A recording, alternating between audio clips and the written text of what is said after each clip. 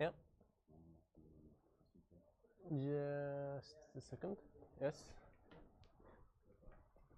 I want to make sure I didn't mix anything up before I start. Okay. Okay, I put this in the upper corner. The clamps. Okay, so these things. Do I put this under these things or not? Yeah, you can put it a little bit under, right? So I put a little bit fine. under, so it's kind of stable. Yes, yes. Okay. And then I did the it's all there as well. Yeah, so I did that. So I should follow that. And so, so now when I open this, to move this, it doesn't move. Is that correct? Yeah, I thought you're supposed to be able to move it and then reset it. Then, then you, so if you want to move to another I don't location. want to move, I just want to see that I did it right. So it doesn't move. When you reset, then it shouldn't move. Right, but I thought I thought he showed me that you can move it and then hit reset, it goes back. Yeah, after the job, it goes back. So after the job, when you press reset, it's going to go to the, zero position. And now it's fine, yeah. Okay. So this is the top left corner, as it should be. Okay. I made little drawings over there of that because I thought that arrow's confusing. Oh, okay. So that kind of helped me remember. That's good. So we could take that into account. The arrow's like, so, true. Okay, and then over here, I just use the default, and I look at the settings, look at the setup, and I would go with the FabLab 1000. Aha. So not the default, but FabLab 1000.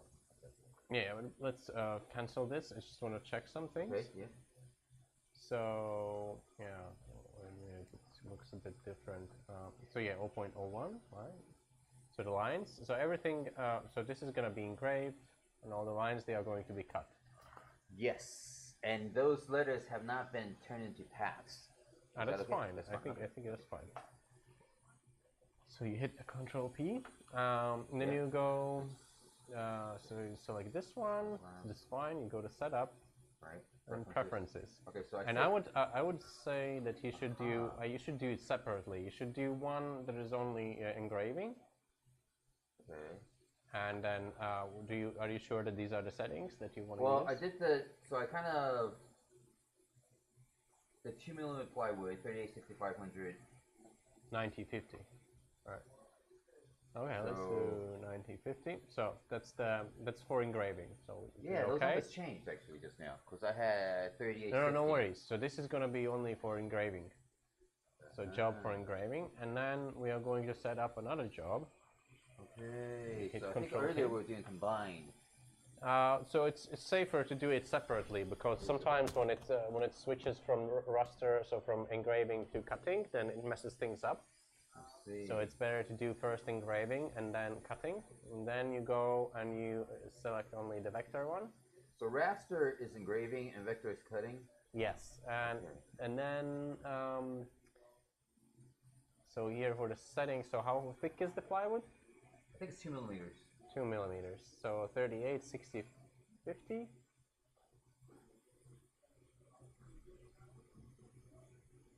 I would go with 35 actually, because the laser is a bit slower.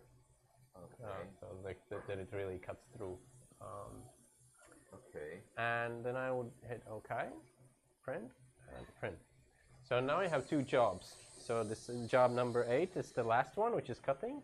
Job number 7 is engraving, and we can launch it now. I missed something here.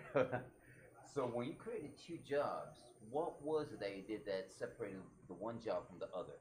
The print. So I said print, and then it just means that it sends the data to the so laser. Print doesn't start anything; it just sends off the job request. Yeah, and then you can start it from here. Is here. Yes. So you said print over there. It sent it off here. during that time, you can cancel that job potentially? Because, yes. oh, she was the wrong setting or wrong material. Yeah, You exactly. can cancel it from... You can just send another job, and then it will appear next in the list. Okay, and then you go back and cancel the previous job, like through this or through that? You don't have to cancel anything. You just send a new job. So it's still the old job is going to be in the memory, but you'll be able to recognize it by the numbers. So this is job number 7, and number 8 is the last one. So the last is the cutting job. So right now it's going to do 2 jobs, 7 and 8. Now it's going to go finish 7, and then you will select the 8, and you will do the number 8. But what if you did 7, 8, and you're like, oh shoot, 7 was wrong. You send another job, 9. Yeah, and then you can run it on top of it. Yeah. On top of it, or can you cancel 7?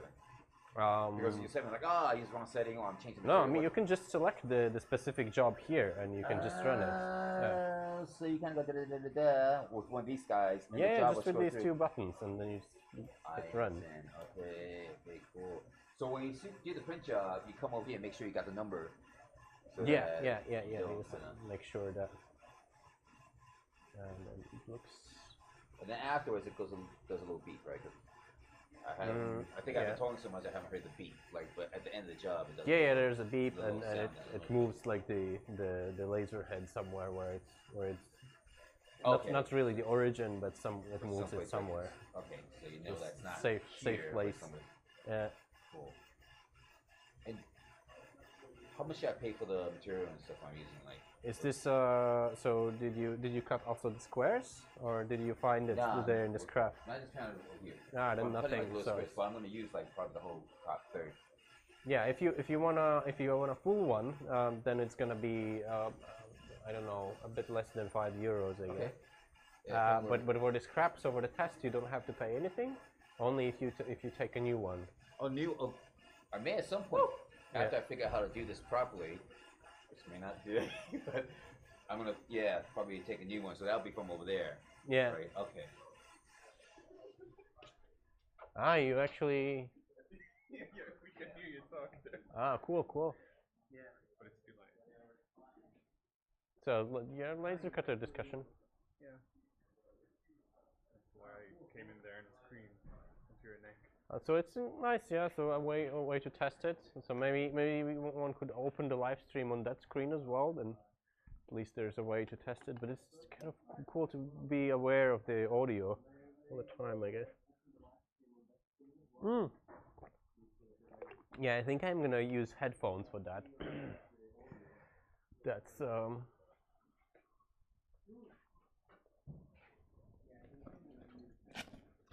it's quite low latency also.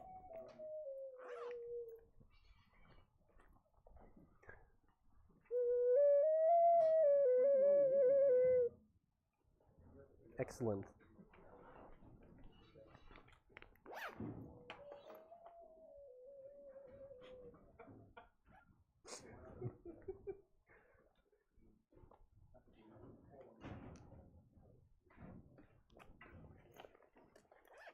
Live streaming is fun.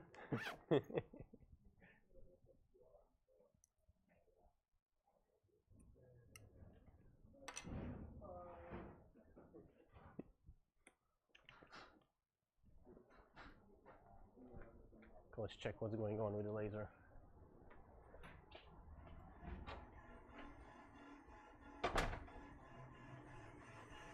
Okay, looks good. So like the first one I tested it out with, it was darker in the lettering. Yeah. I don't really care, but I'm just kind of curious as to is that the material or the... No, it's the laser power. The laser power, so it burned it more. Yeah. But it's not different now. Why is it lighter? Well, because probably for the engraving you set different settings. I think we should set here to 150, 100 for the speed and 50 for the laser power. But I think the setting that you had before was 155. It was 155, yes. Yeah, so it was 55 for the laser power. So if you like that, the previous one better, then I think you should just set it to 55. Yeah, I think the first one was 155, but this one, what was this one? This is 50. 50. Oh, okay, gotcha. Okay. That's cool though. Looks pretty clean. So moving back and forth is the actual thing that's shooting out the laser, or no, like there's only a set of mirrors. So the laser, there's a bigger tube on the back of the machine.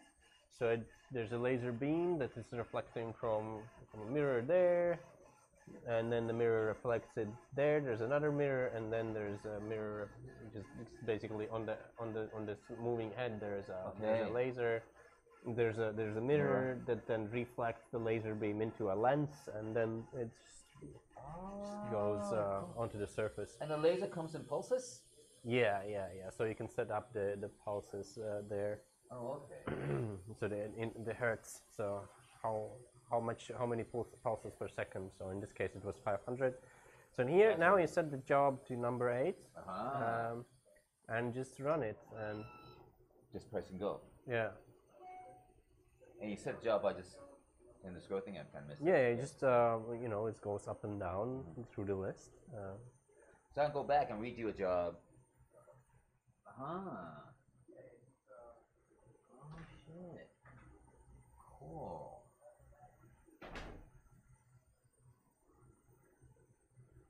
So this one's not really pulsed, is it? No, it is. It's just you cannot see it with your eyes. It's like two. Yeah. So for plastics, you used 5,000. Wow. Damn. And so. And it could be that it leaves sometimes, these burn marks on the edges. In order to avoid that, you can add paper tape on top. Oh. You do it really carefully. Like masking tape? Yeah, like masking tape, and then it's gonna leave the marks on the masking tape. Oh no shit. And you'll be able to remove it, and then it's gonna be really nice and clean. No kidding. Yeah. So the marks it makes is from the burn, presumably. Yeah. The burn. And so if you put on masking tape, it burns the masking tape, and the rest of it just kind of. I mean, it still has to burn to cut through, right? It still burns. Yeah. I mean, if you manage to find the really exact settings, then it almost burns. Then I think you're that's the ideal kind of very lucky human being, and then you can get a really nice cut. But still, it's nice always after the cuts to post-process the edges and remove a little bit of the burnt parts. I think that I have seen that some people do it with some sort of a toothpaste. Yeah, you can do it with a toothpaste or a special paste. I think like some kind of a sanding paste, probably. Yeah, but I have to start the live stream, so we are going basics about sensors and Arduino. So in case you're interested after this, then if in case you want more of this plywood, then just ask one of us. We can get it from the storage. In case you want more of this plywood. So, there are not too many participants again. Maybe there are some.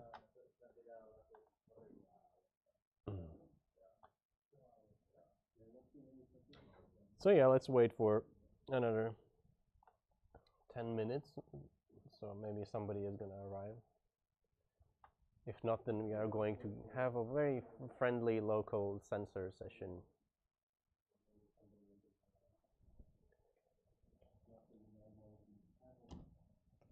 Friendly local.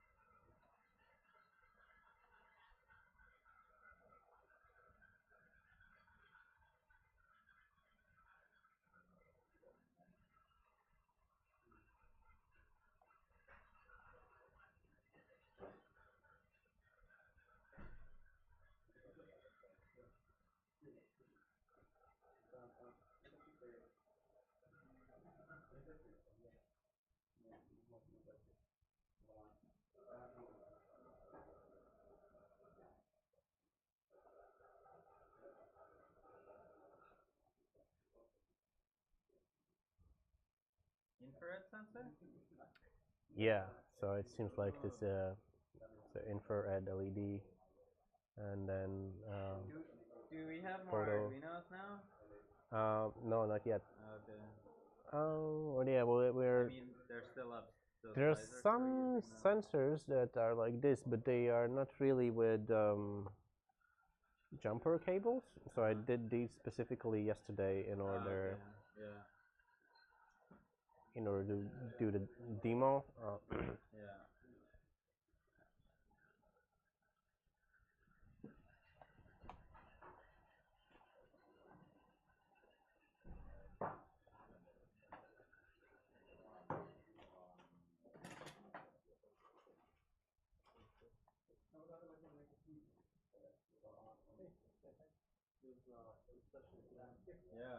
Yeah, you're right in time.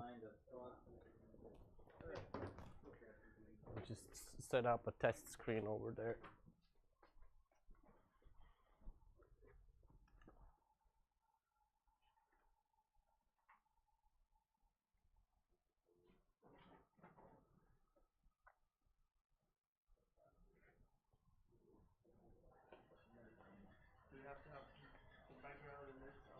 No, not at all. So it's just gonna be, you know, a fun demo. So I'm just gonna show the possibilities and.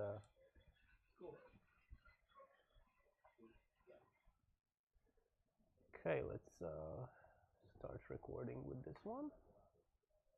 Should be all right.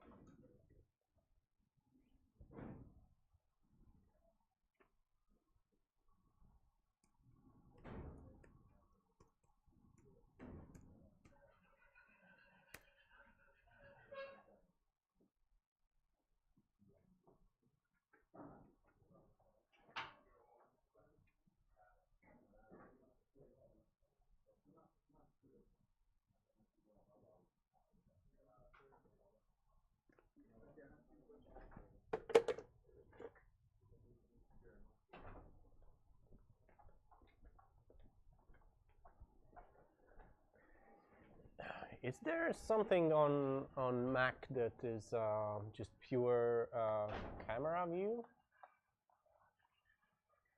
Or maybe there is a, let me see, Open Frameworks application.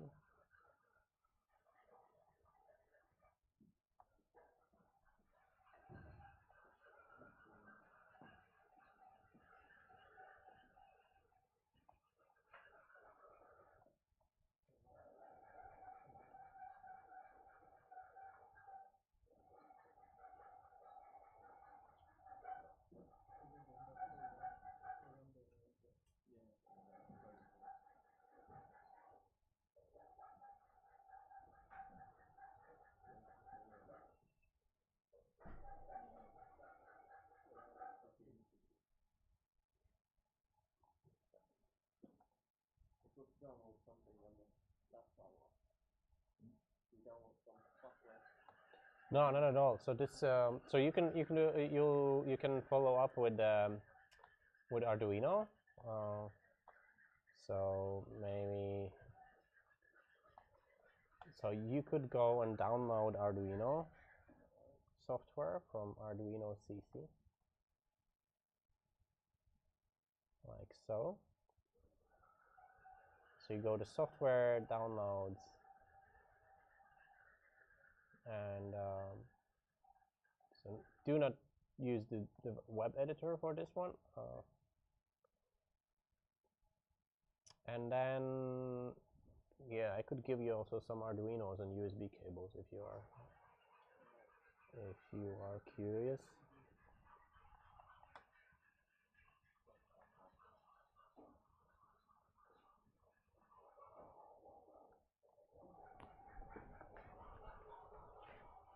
Let's see.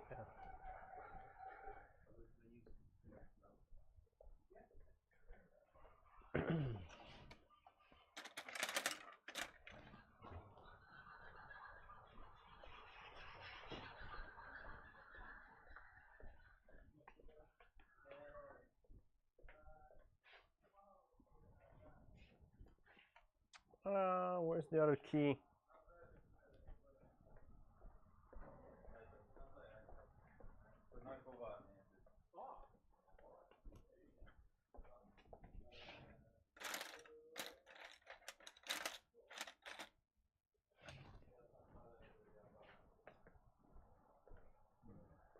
Have you seen the key from the for the other locker? Yeah, sorry, I just found it in my pocket. Great. So sorry. That's fine.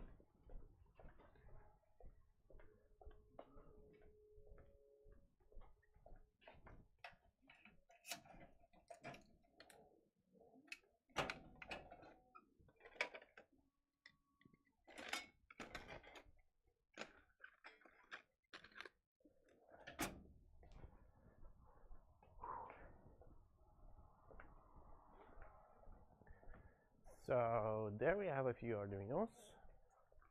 So you can choose your favorite.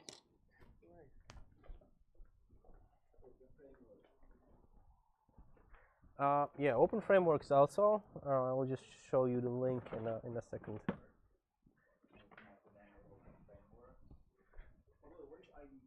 Yeah. So here, choose your favorite USB cable. And Open Frameworks. So do you have Windows computers? Yes. Okay. So the Open Frameworks part, it's to install and set it up. It's taking time. So on Windows computers, it's really long. So I maybe just stick to Arduino for now.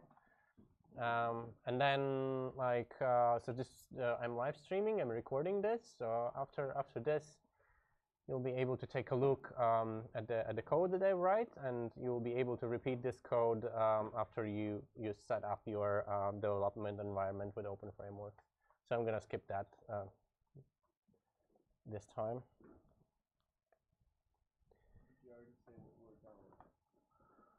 And now.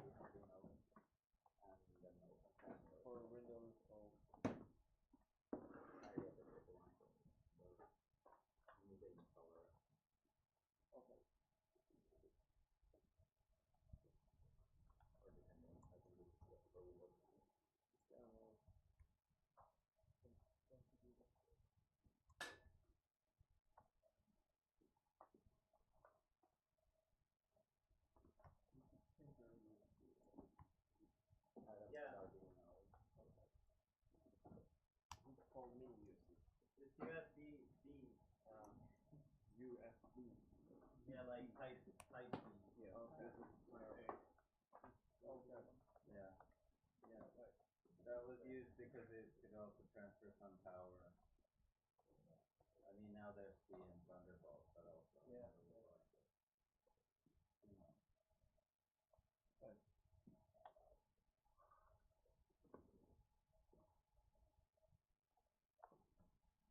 Okay, I'll have my camera view over here as well. Yes, it's there. Nice.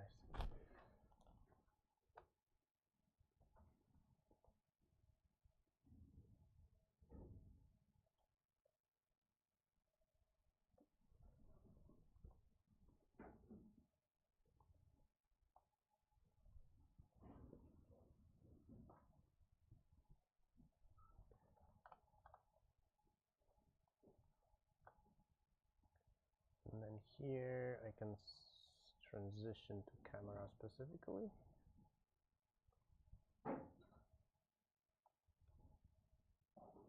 Somehow very.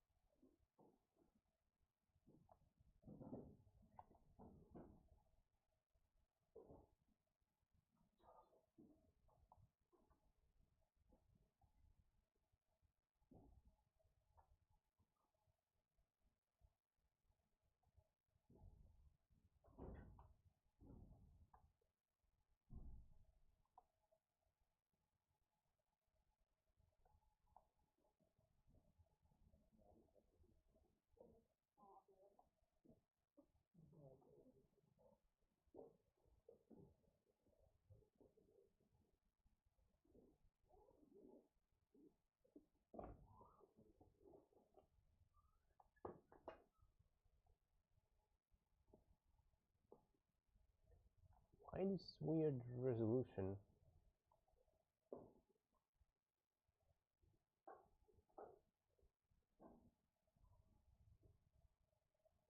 Ah, okay, now it's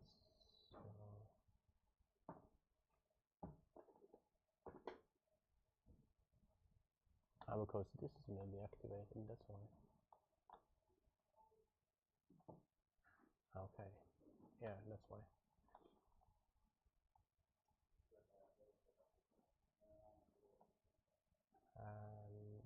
OBS 1280 720.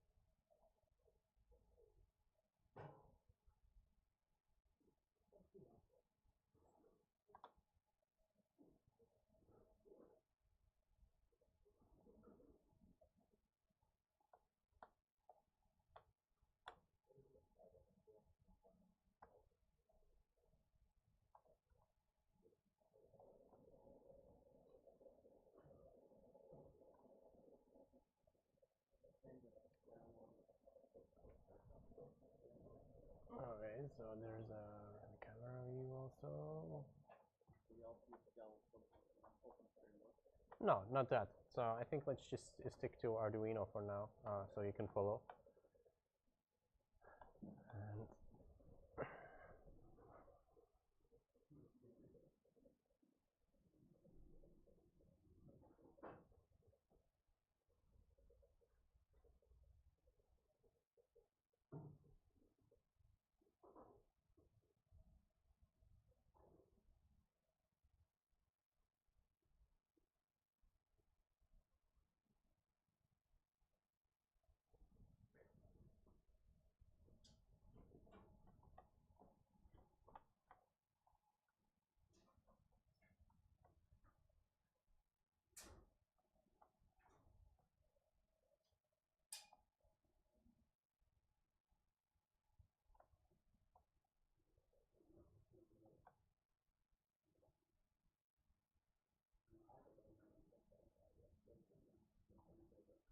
oh, hello.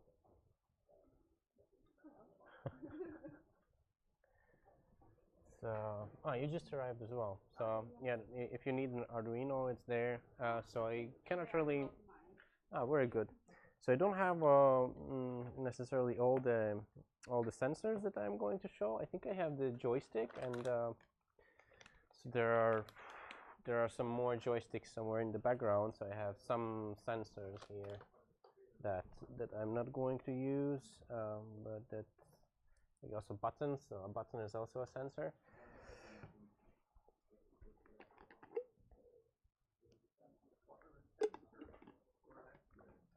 It's a sensor because it senses when you press it. Yeah. It's basically a switch. Yeah.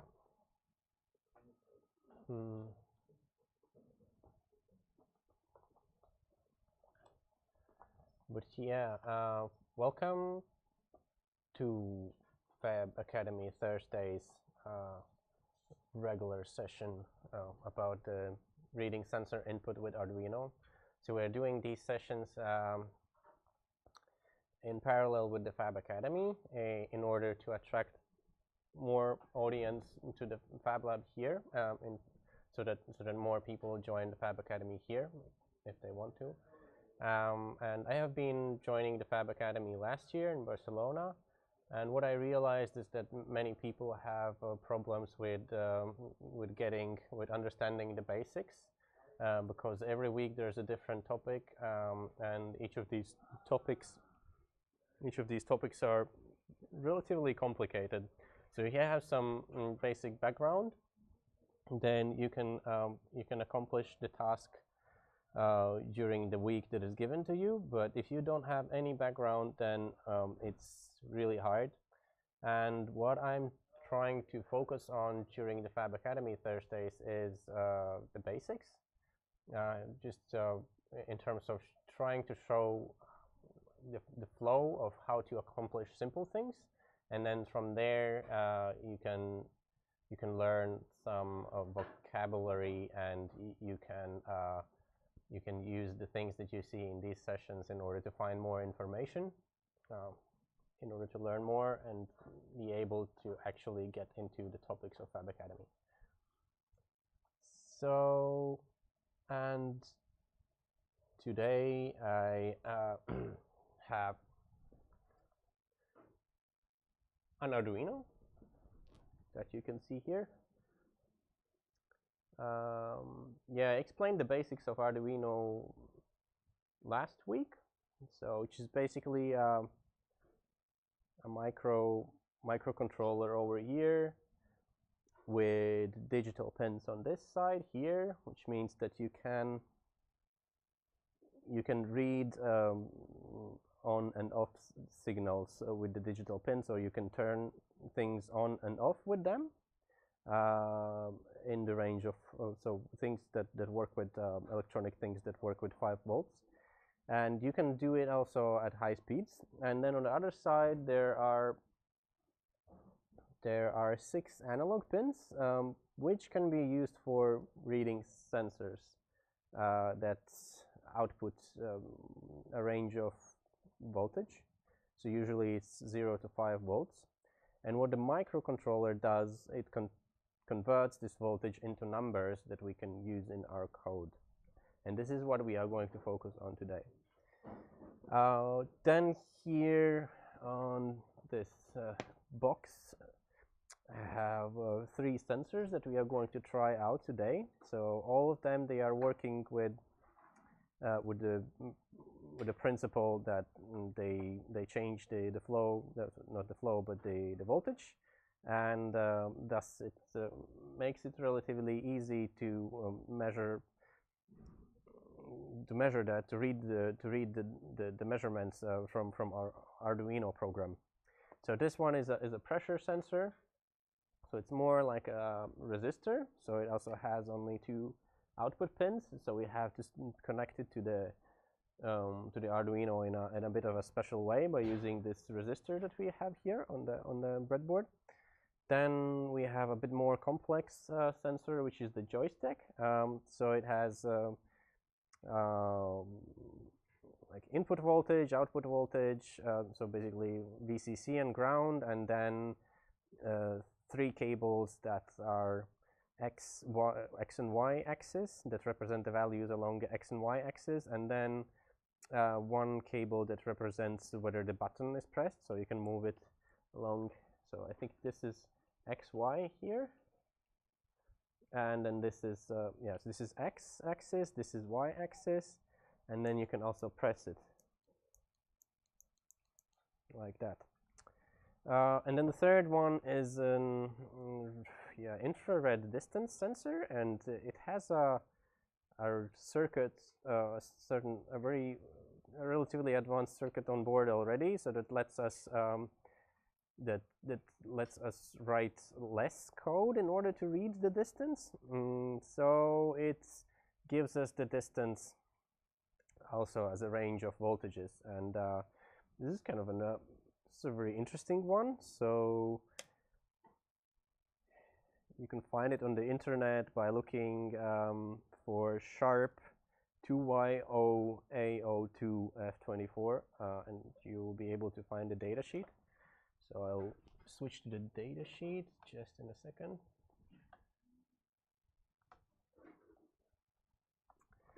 So this is the datasheet of the sharp sensor that I just mentioned. So distance measuring sensor unit, measuring distance 20 to 150 centimeters, analog output type. And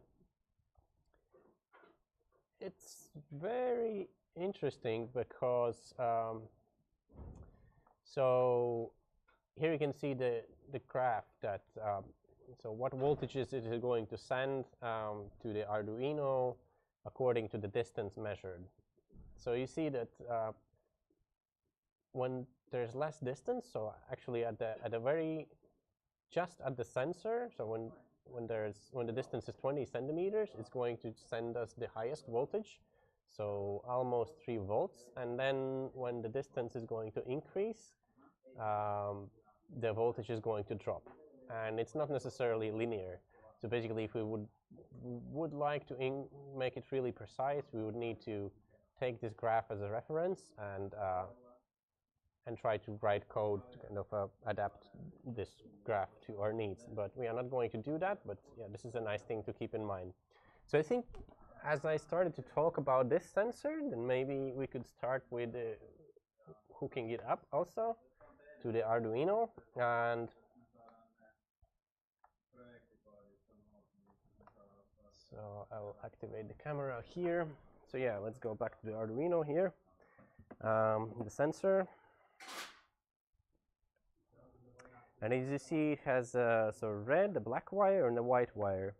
So the black is usually ground. So this is also going to the Arduino ground. So I'm going to put it here. So you can see clearly. So there's a label ground. We are putting it there. And then the red one we are going to put where there are 5 volts. Like so. And then the white one we are going, so which is the signal one, so which is going to send us the voltage, we are going to put in the analog 0 one. Like so. Yeah. And yeah, so this is the connection. So my Arduino is already connected to the computer. And I'm going to switch over to the desktop and open up Arduino. And in order to be able to upload the code to the Arduino, we have to go to Tools. We have to select Port. It actually doesn't show up for some reason. Just a second.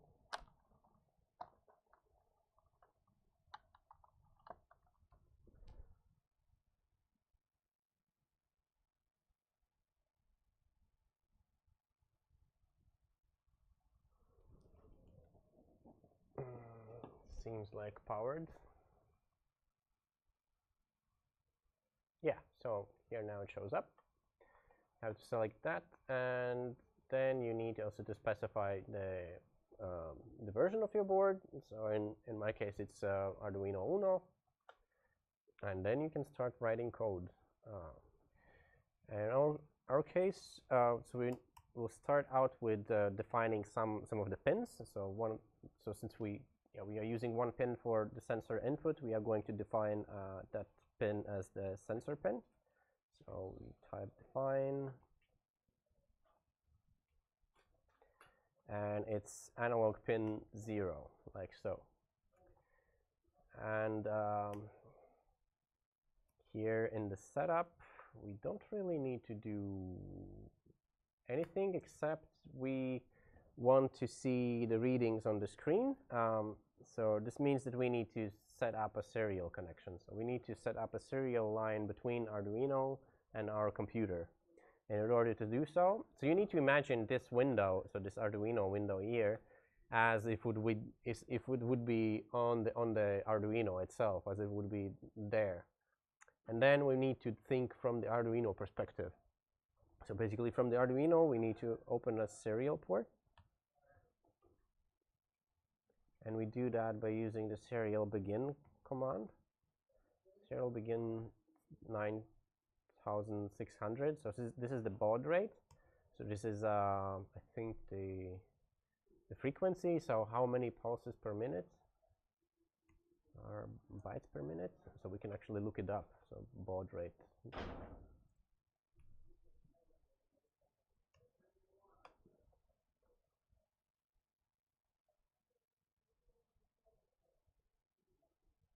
Yeah, it's actually 9,000.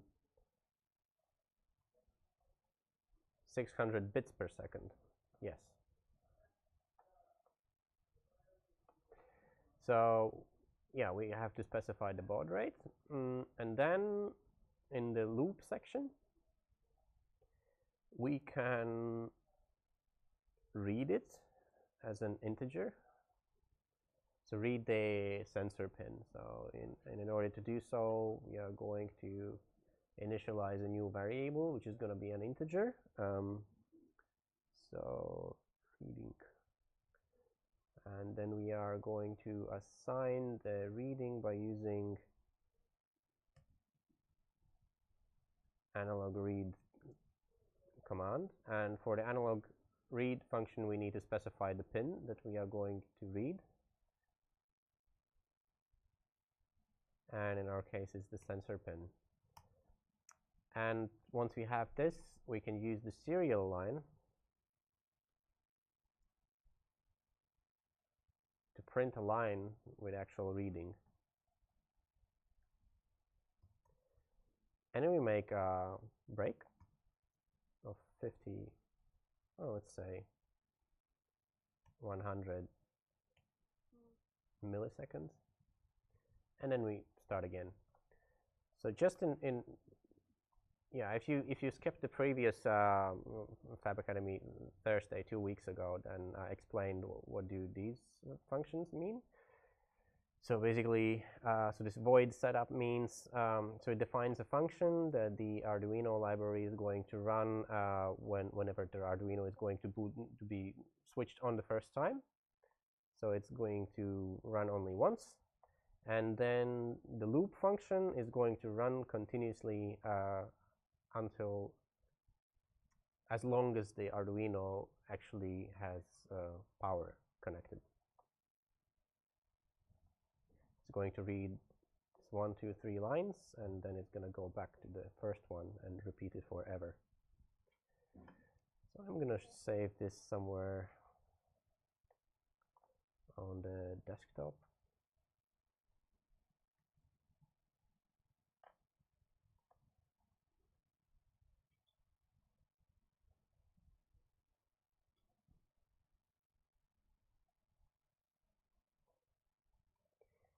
And I'm going to hit upload.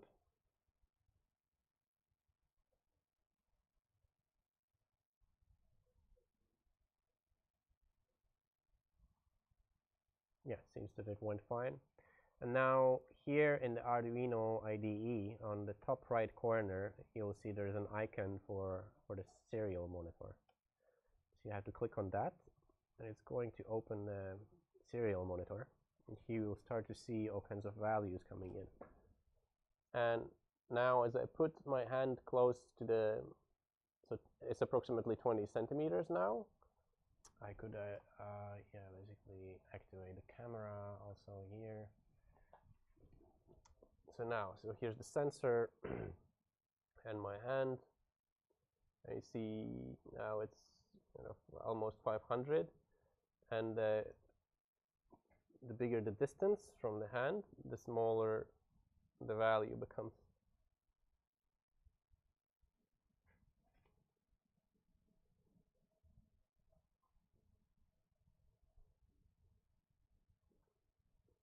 So what basically happens now, so the sensor is sending voltage to the Arduino. Arduino reads the voltage, converts it into numbers that we see also on the screen. So it converts it into numbers, and it uses the serial library code on the chip in order to send over serial messages over this cable here to the computer. And then there's a program, so this Arduino serial monitor, that picks it up and that displays it on the screen. So that's that.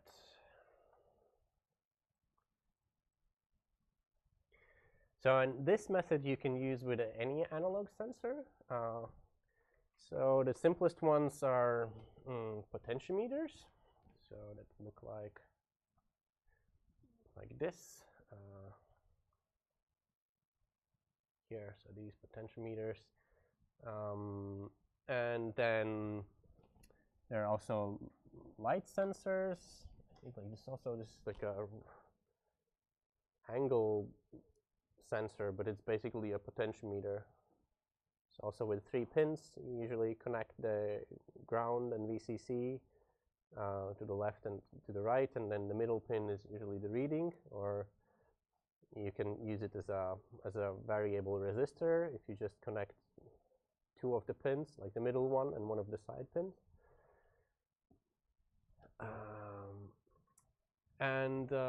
Yeah, so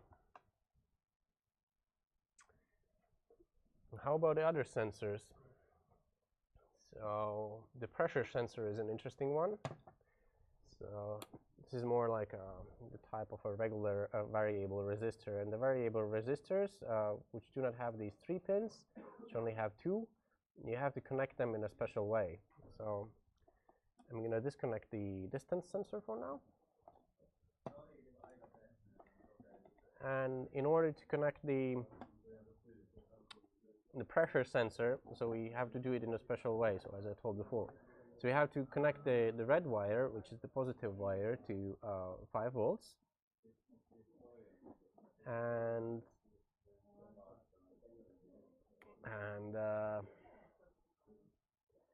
then we have to connect the negative one to one end of the resistor here on the board. Then we need to use a jumper cable from the other end of the resistor to ground. And then a cable from the one end of the resistor to the actual reading pin.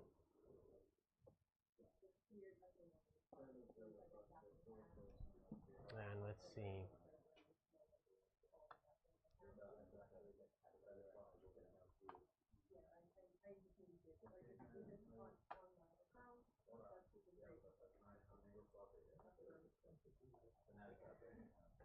So now when we switch back to the IDE, and now still on the Arduino there's the same code running, and so if I activate the serial monitor, so you see there are now only 0 values for now, and look what happens. So I'm going to adjust this screen here. So yeah, you see when I touch it a little bit and press it harder, then the numbers also go up. I think this sensor also, yeah, it depends also on the resistor. I think the less powerful the resistor, the less resistance it is, the higher the values go. But yeah, so this is a way how you can sense pressure.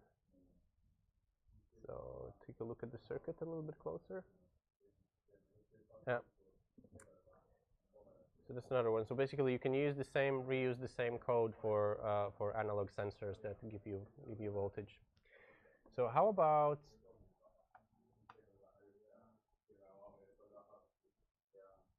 this other one? So I think that the joystick from the 3 sensors that I just showed is the most interesting one, because you can read multiple values at the same time.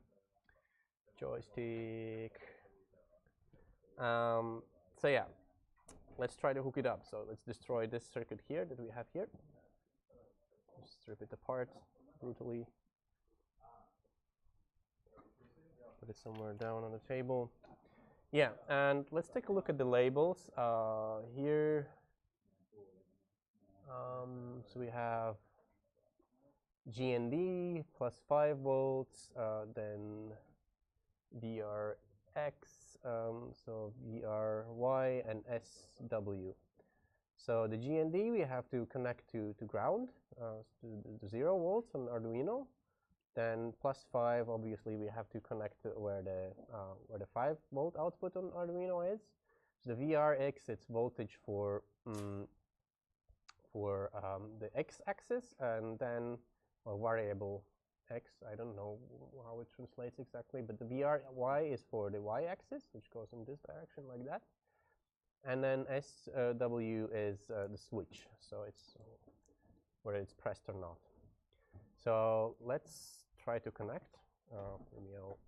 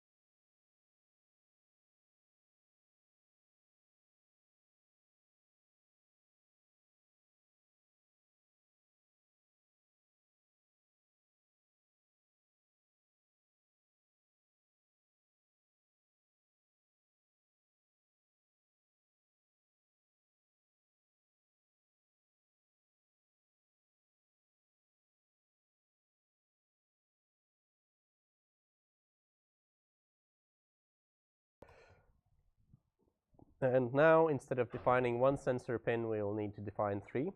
So let's define, so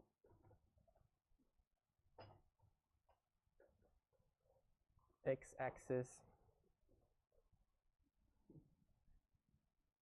is going to be analog 0. And let's define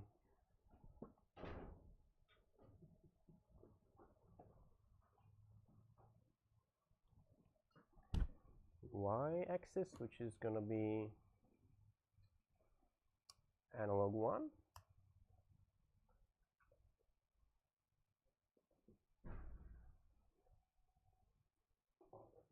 And then the button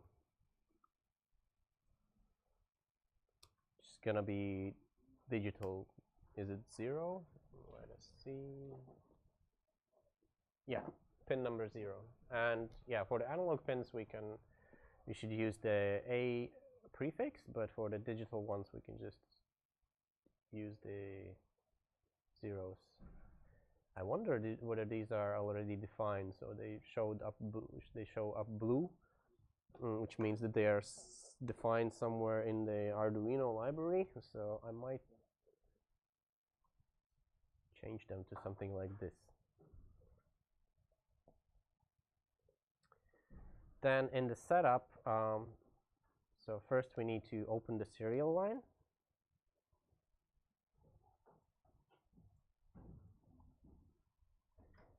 And then with the digital pins, we need to specify the mode for them.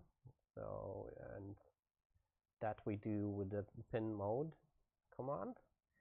And we need to give the number of the pin that we want to set, and whether it's input or output. And in this case, we are going to specify it as an input. And if it highlights, if Arduino IDE, it colors it blue, that means that it has a translation for it built in. And it's basically going to translate to a number. So that's it for the setup. We don't need to set up the analog pins because they are only for input. And in the loop function, we are going to read these pins one by one. And so the x and y axes are going to be integers. So we specify x reading as an integer variable. And we use the analog read function again in order to read the x-axis pin. Then we need y reading.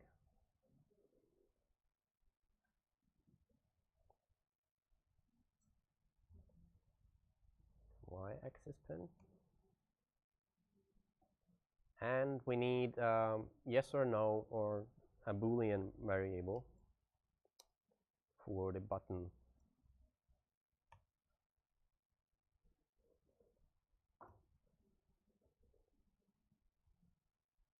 And for the button reading, we are going to use the digital read.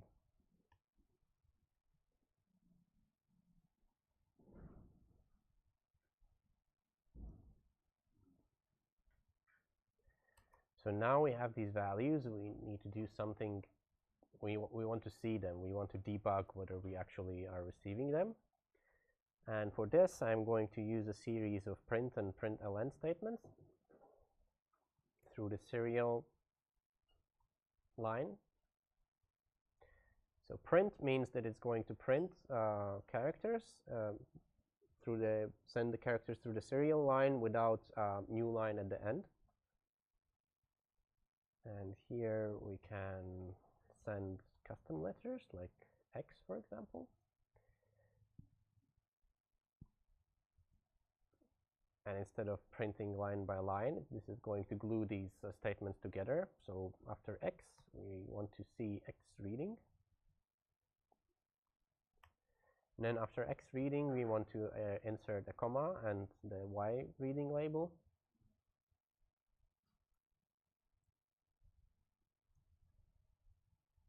So comma, Y, semicolon, space.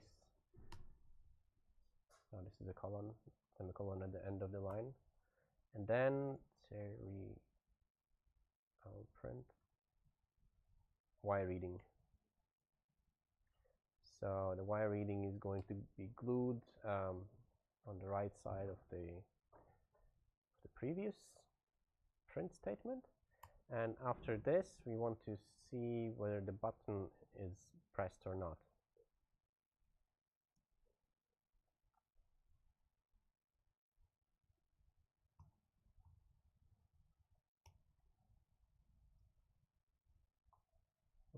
We also want to have a comma here.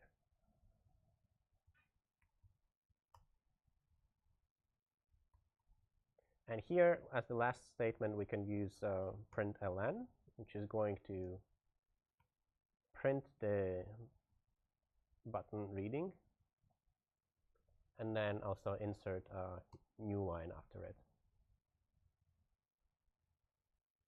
I'm going to save this as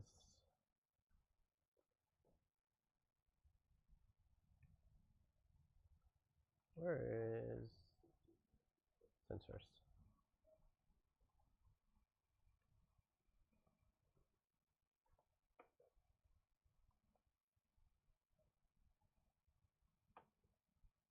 No.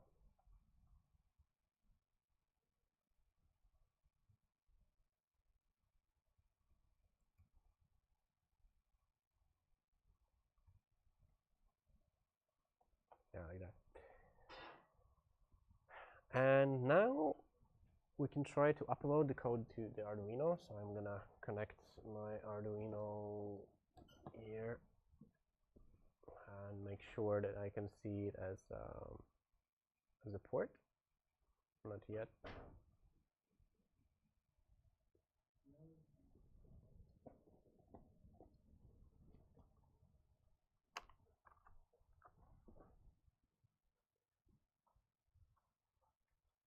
Yeah, now it's visible. Let's try to upload. I'm going to close the other one for now.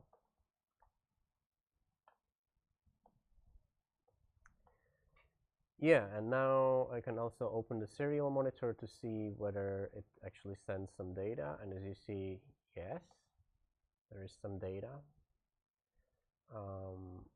And let's put it in the context. So here's the camera. Ta-da! So let's try to push the button. As you see, the button 1, that means that it's actually on. And when we press it down, it converts to 0. When we release it, it's again 1. And then for the X, let's move it to the left, it goes to 0. Let's move it to the right, it goes to the maximum value, which is 1023. And then with the Y-axis up, it seems to be 0. And then Y, so if I put it down, it seems that it's also the maximum value. So with that in mind, you can build a simple controller. And that is the next part, like the ultimate part, what we want to do here. So with the open frameworks, and in order for that to work, we need to take a look at the way the data is sent, and we need to make it easily parsable. So we need to make it so that it's easy to understand on the other end, and like parsing the serial input on a software side, it can be difficult, and in order to make it as easy as possible, so this is good for, so what do we see on the screen? This is good for us, so we see which is the X value, which is the Y value, and which is the button. But if we know the order, so the sequence of things, we know that the first value is X, the second value is Y, and the last is the button value, then we can avoid adding the labels. So the X and Y and button, we can just have one line that would contain only numbers. So I'll show you what I mean. So instead of printing X at the beginning, so I'm just going to comment it out for now. You're just going to print the X reading, and then instead of printing Y, a comma and a Y, we're just going to print a comma. Then we're going to print a Y reading, and then another comma, and then the button reading. It's like this. Okay, to make it cleaner, I'll also delete the first line. So I'll save this, upload.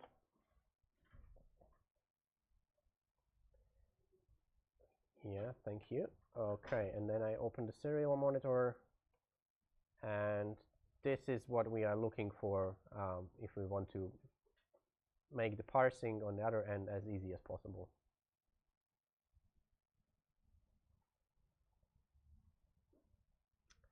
Okay, let's close this down. So did you follow? So maybe you have some questions. Okay. Yeah, I think that so while I write the other part of the code, I could just give you so the sensors for you to experiment a little bit. When we verify this, should it give us some error or should it go through? No, so it should. If you press verify, then it should. So if it compiles, then it's fine. Yeah, there shouldn't be any error. So this one is.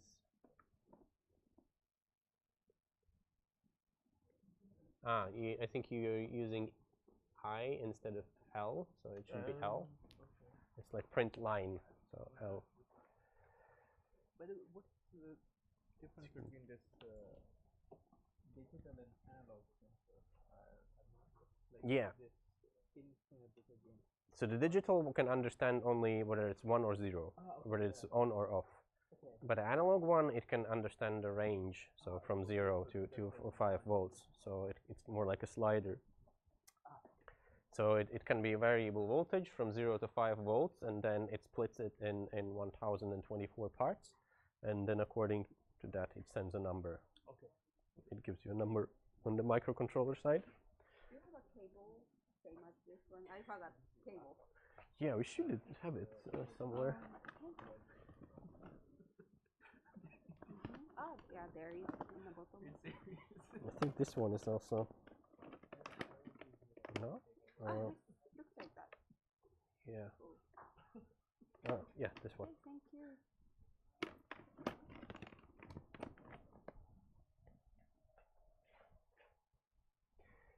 Okay, yeah, so if you're interested in open frameworks part that comes next, then yeah, I would generally suggest you to download open frameworks from this website, but not now at the table, but then when you later when you have time. So to kind of understand a little bit more what it is.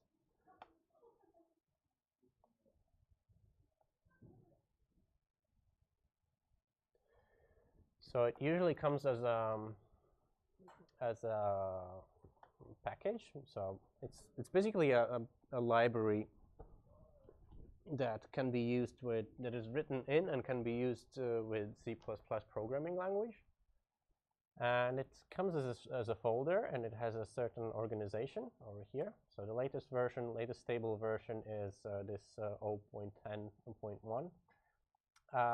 But then also if you go to the GitHub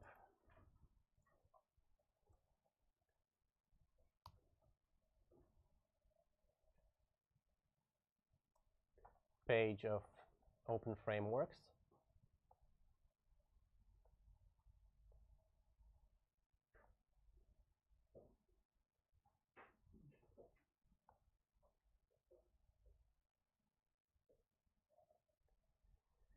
you will have the latest version over here. So for example, if you are looking for the latest features, you can always go here and see, maybe somebody from the community implemented the feature you're looking for.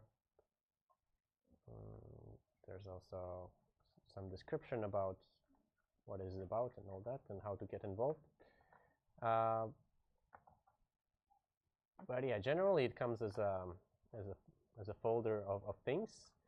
So the most important one is the libs folder. So basically the open frameworks library is kind of a wrapper library that connects all these open source libraries that you can see in this libs folder into a bit easier to approach language construct, so to say. So that is still C++, but it's so it's kind of a unified interface. It has like a unified way of using those. The code for Open Frameworks itself, it's also in the libs folder. It's here, so you can see that it's categorized as things for 3D, app, communication, events, GL, and so on. And then so the root folder, so of Open Frameworks, it contains also an add-ons folder. So this is where the so you can extend Open Frameworks by writing add-ons, which is a powerful, really powerful feature.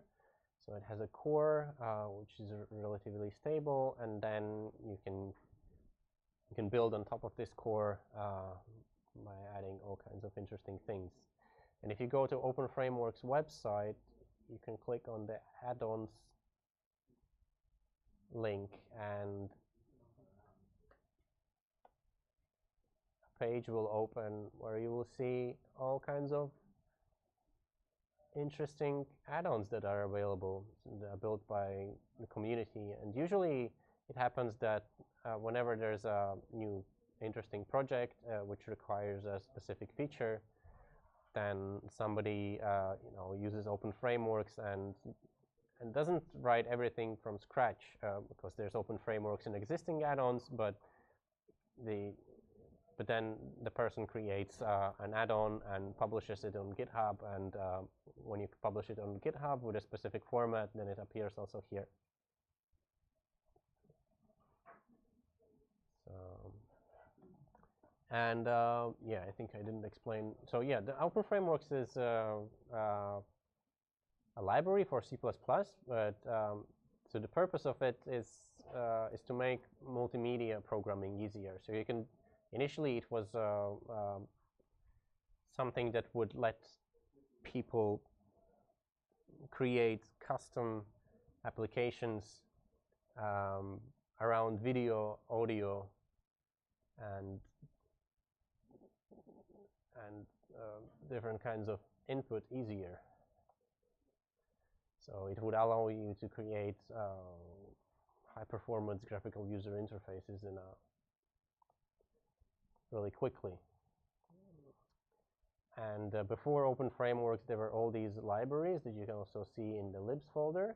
But each of them, they would have a different interface, and you will need to spend some time to get familiar with them before you would be able to start to use them.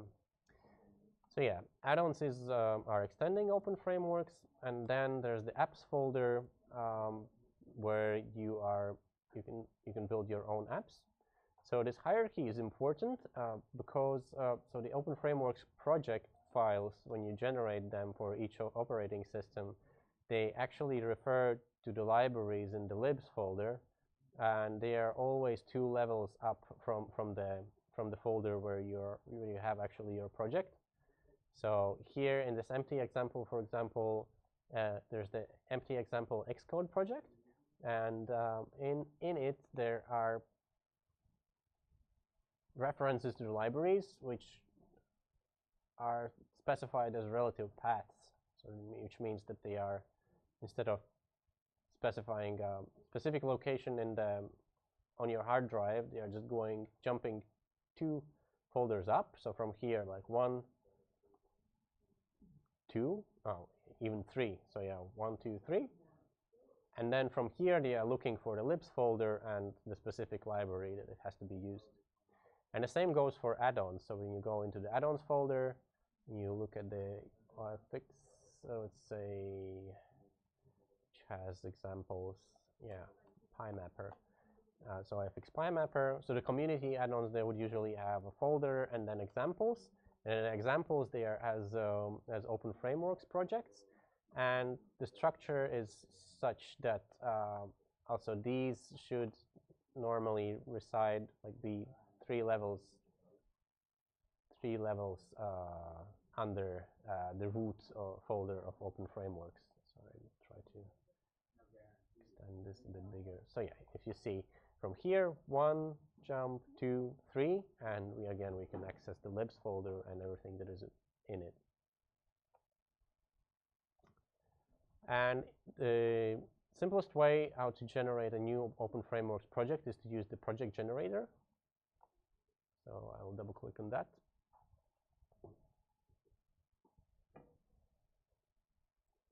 When you open the first time, it will ask you for open frameworks path, which is normal.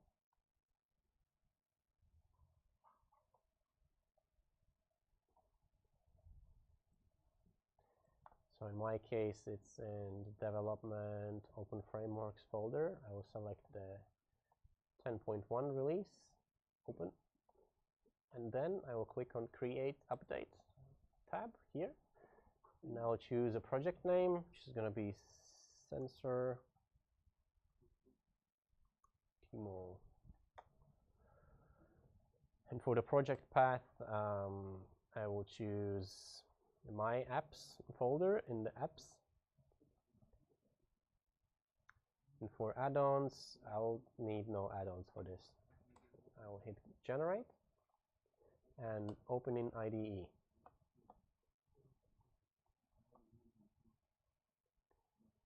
And then I'll close this. And what this will do, it will create an application folder, a project folder here in the apps, my apps directory. So if you look at the full path, so here's my open frameworks directory, then there's apps, my apps, and sensor demo. And it also automatically created all the project files necessary. So the most important directories in the project directory is the source directory, where the actual source code of our application is going to go. And then all of these are more configuration files for the build environment to be able to build the source code. And it's usually go into the bin folder, so the actual program. And the program is going to read data from the data folder. And this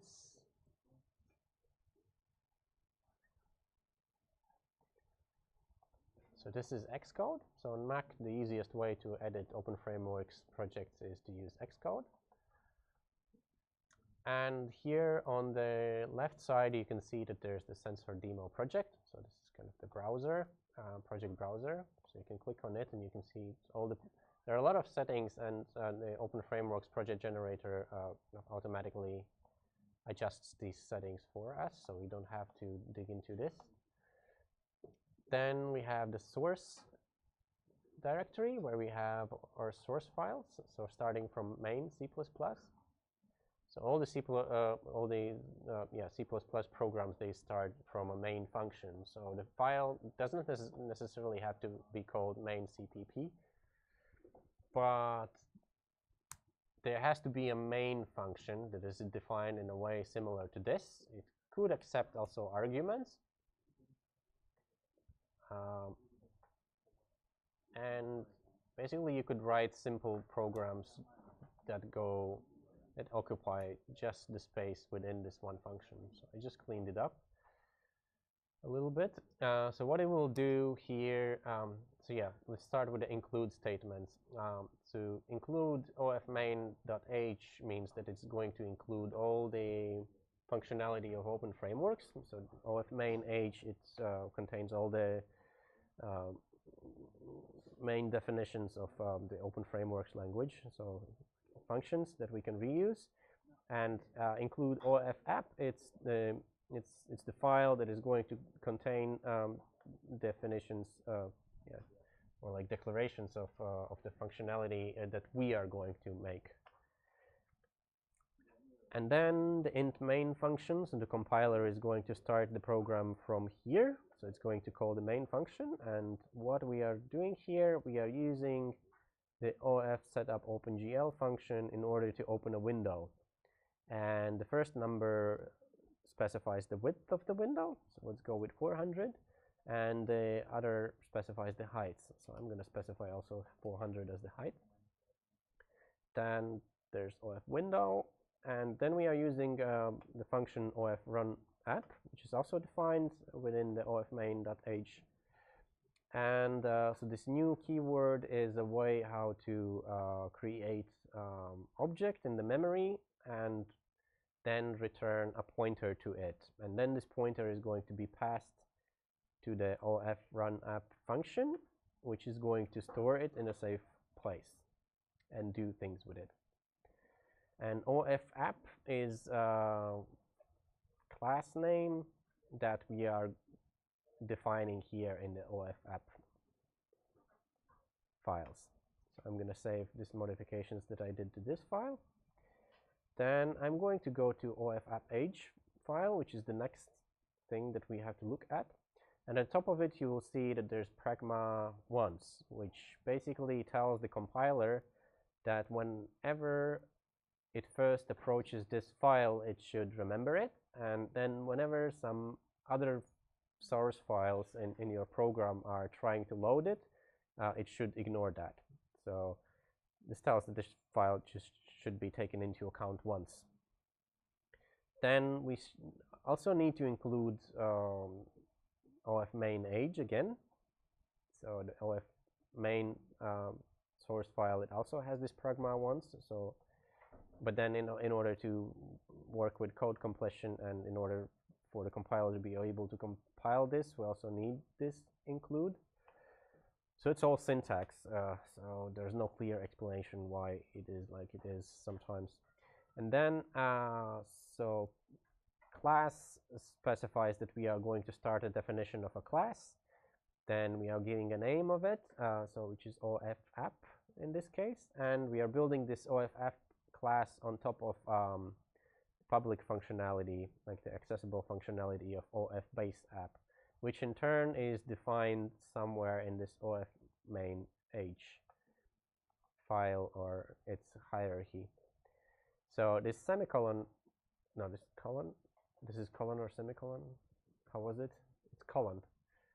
So this colon means that the thing that we are building is being built on top of something that already exists.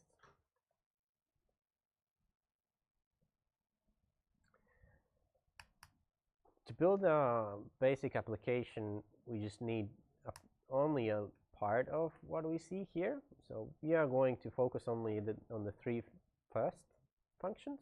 We are going to remove the rest of them, so just to make things really simple.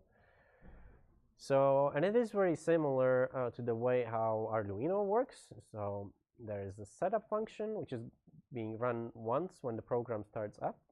Then there's the update function.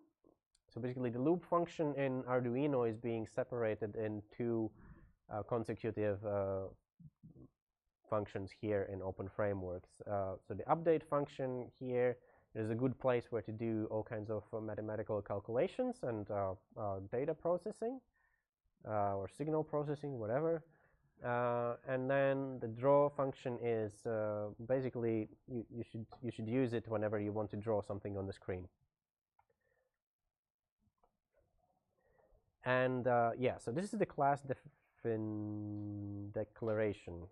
Yeah, so this is more like defining the interface or what our program is going to do.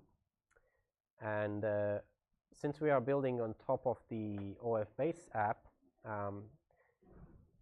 so these three functions, they are actually already defined in OF base app as empty functions. And the Open Frameworks runtime engine, which is defined here in the OF main age, is going to take into account that that these ones are defined, and it's going to call these functions at certain times. So the naming is important. It is important that we name the setup as setup, update as update, and draw as draw. And then the actual behavior for program we need to specify in the OF app C++ file, this one. And here also, to make things easier to understand, we are going to delete the things that we are not going to use this time. So we are going to avoid these green lines.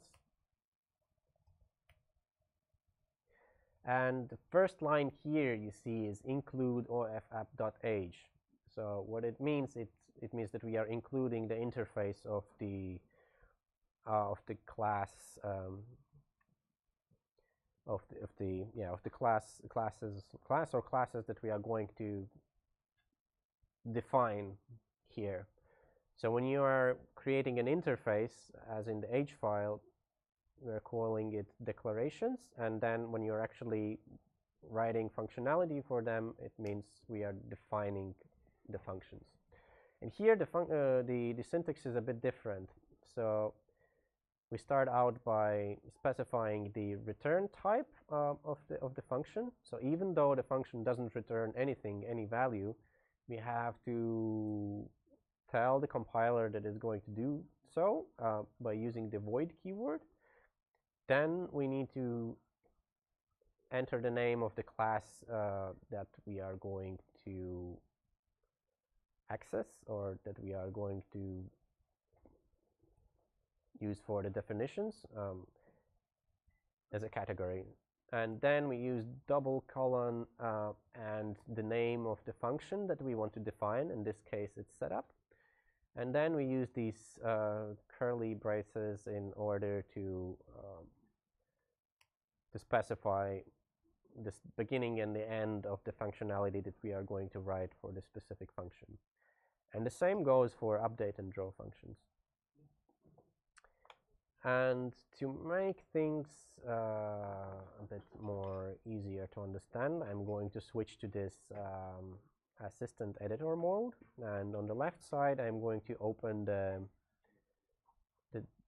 declaration of the class, and on the right side, I am going to implement or define the functions that I'm declaring on the left side. And additionally to the functions that I'm declaring, I need to declare also some variables.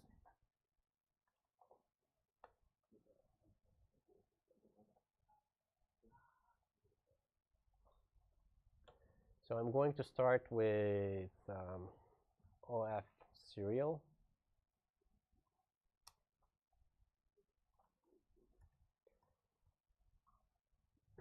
Which is going to define what? Don't ask. So we're just going to define the serial line. So, and it's a class, so already predefined class in Open Frameworks, which has been existing in Open Frameworks since the very beginnings.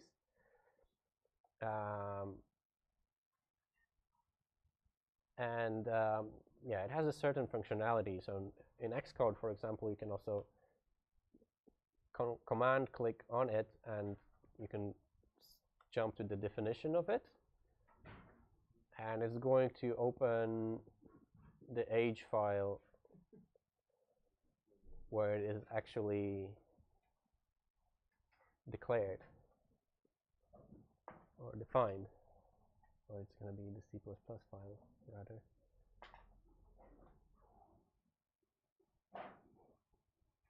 Sorry, it takes some time.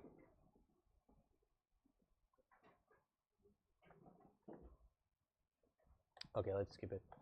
And then first thing in the setup function is that we need to initialize it somehow. In order to initialize it, we need to somehow also see what serial devices are there. So one way to tell what serial devices are connected is to use the serial.list devices command. So list devices is a function that is defined within the OF serial class. And so when we are going to compile this, so we will see output on this right bottom window here. So in order to access that, you can click this function. But if you're running from terminal, then you'll see the output in the terminal. Yeah, and in Xcode, you can press this play button in order to compile it. So in other development environments, it's going to be a bit different.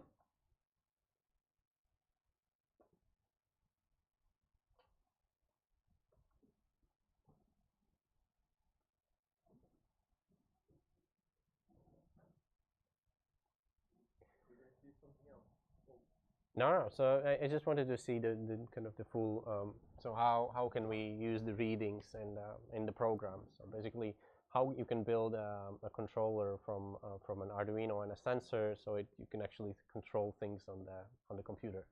I guess we are just a month too late. Somebody just did it today with PCB class. Ah, yeah, the KiCad. Yeah, KiCad. Well, it's just what you were doing now is with this open framework. It's basically C++. So that's a brief, simple introduction to C++. We get the data from here and use that. We are going to use it here. Yeah, now I'm setting up a serial line. So I just started the program, kind of. Oh, there's another running, but where is the program?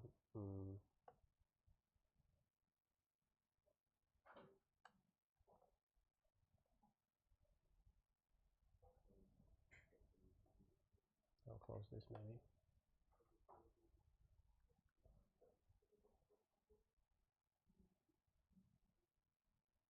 So it's building.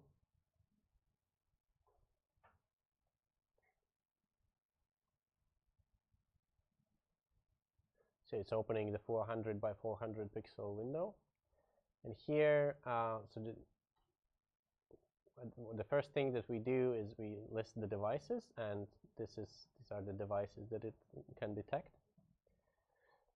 And if we take a closer look at the Arduino interface here, so that this shows also us the address for the Arduino, and it matches one of the entries that we got while listing the devices from our software.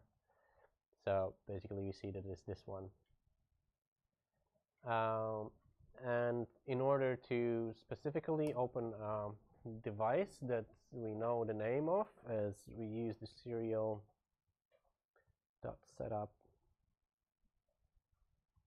and then the address of the device, which looks like this. And then here we also have to specify the baud rate. It has to be the same that we specified in Arduino, so the bits per second. Yeah, and then we can save this, close the previous instance, and run the software again.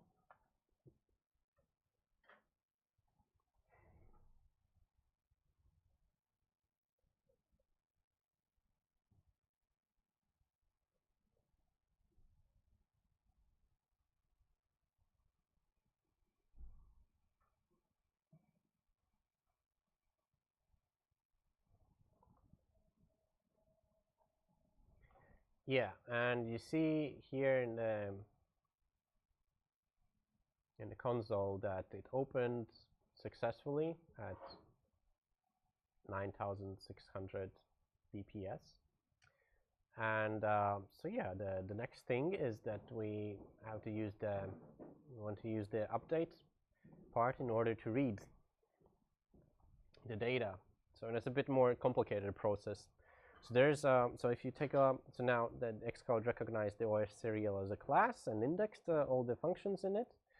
So if you type serial and then .read, you see you cannot really read any kind of string. It's just reading bytes, and bytes are usually 8 bits long, and in communication and also in C++, usually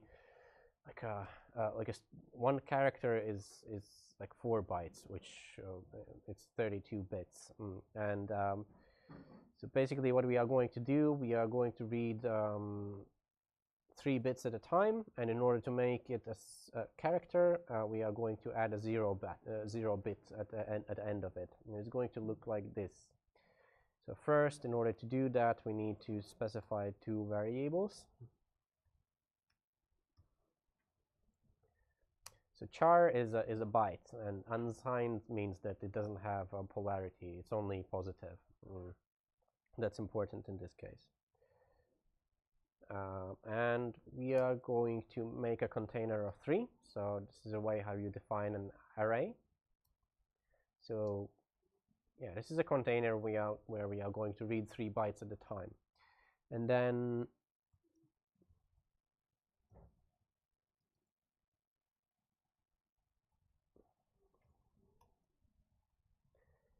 we are going to translate these or transfer these 3 bytes into the container of the in-string variable. So we are going to copy these 3 bytes as the first 3 bytes in this in-string variable. And now we are going to use a while loop, and we are going to ask, so while serial is available. So what this available function does, it returns the available bytes in the buffer. So when there are no bytes, it returns 0, which evaluates to false, and thus the while loop exits. But as long as there's 1 or more bytes, it's going to run what is here. And so for each loop, the first things that we are going to do, we are going to use this very mysterious memset, like low-level utility. I think it's even defined in C language, in order to set all the bits, all the bytes in the in bytes container to 0. And 3 means how many elements from this in bytes container. And we are going to do the same with the in string container. We are also going to set all the bytes to 0. In this case, we are going to use 4. Then we are going to use the serial connection in order to read bytes. And we need to specify a buffer here, so in bytes. And how many bytes are we going to read? So since the length of the in bytes is 3, we are going to also specify 3 as the amount of bytes to be read. And we are going to use this another mysterious function that comes from the C world, memcopy, where we need to copy. We are going to copy to in string. What we are going to copy, we are going to copy the in bytes array, and how many elements we need to fill from the in bytes. So how many bytes we are going to write? So only 3. So basically what will happen, we are going to copy all 3 in bytes to the first 3 positions of in string. So since we initially set all of the in string bytes to 0, so the last one is going to be 0, and it's gonna it's basically a null termination thing that's going to make it a valid participant in a valid character in a string variable. And then at this place, so we need some sort of string variable or kind of a text variable where we want to add it to by using the of2 string function. So we are converting this in string to string, but yeah, alone this function is just going to convert these bytes into a string, but we need also a place where to add it. So let's specify that here. So let's declare a new variable from the std, from the standard library, standard C++ library. Let's call it data. And here we can reuse it. We can use plus equals operator to add. So to add this new string that is coming in through the serial line at the end of whatever is already there.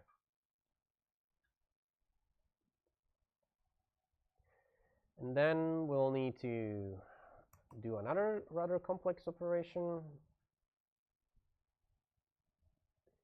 We are going to use another while loop.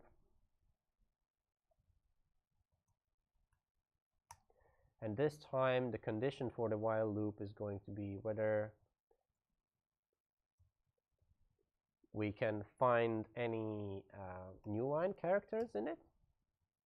So because if we remember the readings from the serial line, then so data was separated into lines.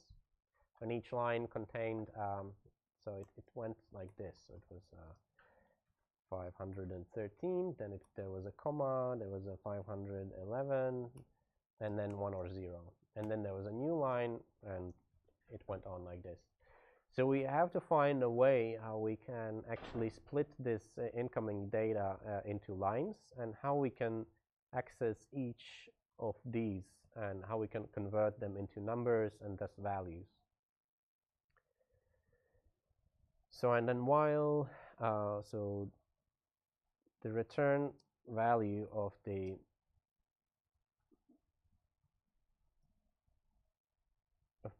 find statement is not equal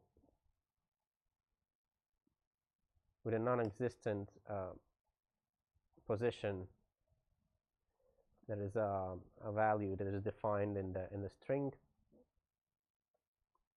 data type. So while that is not happening, we are doing things. And what we are doing, so we are going to find the position where this new line character is found.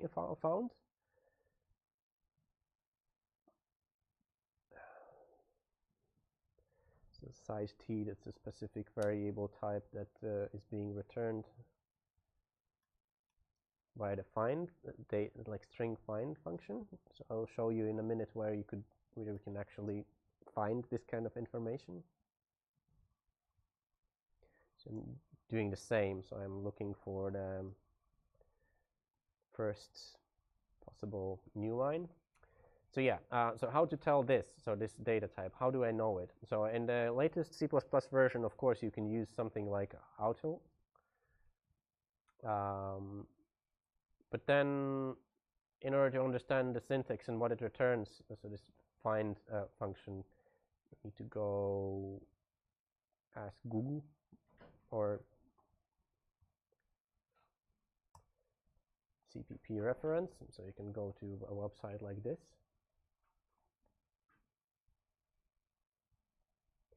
And in the search, you would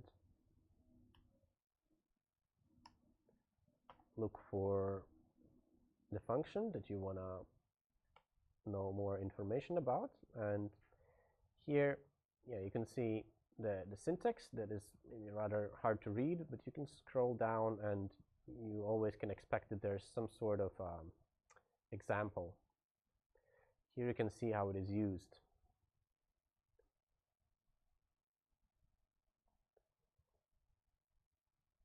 So you can use this size type, or I think this size t that I used, it's kind of a shortcut for that. But yeah, there's also a description. So finds the first substring equal to the given character sequence.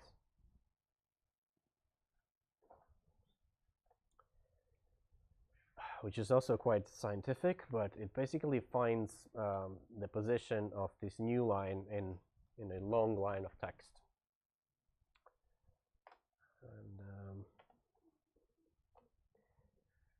And then with this in mind, we can create a new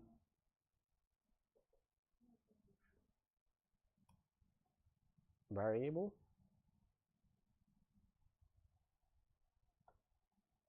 Let's give my std here as well. That is going to contain our line. And in order to access this line, we can use a function that is called substring.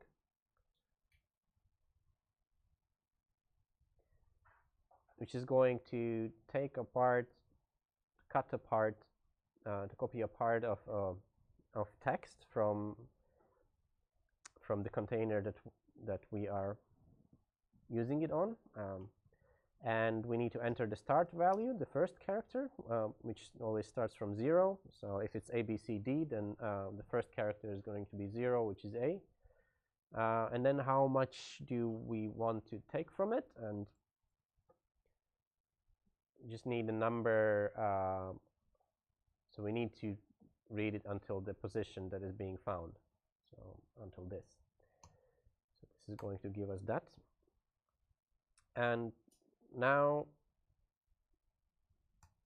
we need to split it also into fields, and for that we will use a vector. And a vector in C++ is kind of an array, but if you know from C or Arduino, then usually our array is a limited container, so you usually have to know how many elements there will be before. But a vector in C++ is kind of an infinite container, so it grows as long as you add elements to it, which is really nice. So, and in these brackets, so in these triangle brackets, you need to add the type that the storage type of the vector, and we are going to store string values.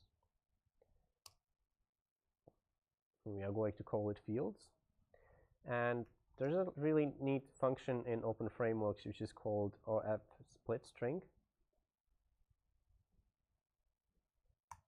and you need to specify the source, which is line, and the separator, which in our case is a comma. And this is going to give us a vector with 3 elements on each of those, so preferably 3 elements that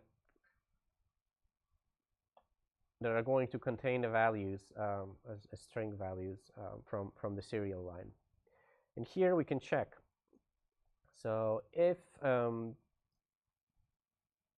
size of the container or the number of elements is actually 3,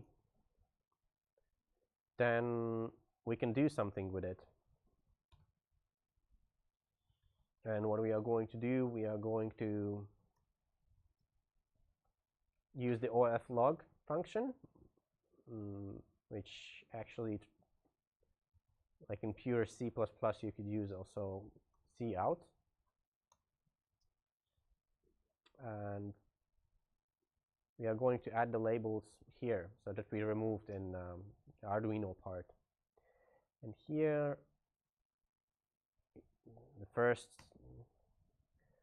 field is going to be 0, and at the end of it we are going to add a comma, and then I'm going to add y, which is going to be fields 1, and another comma, and then the button,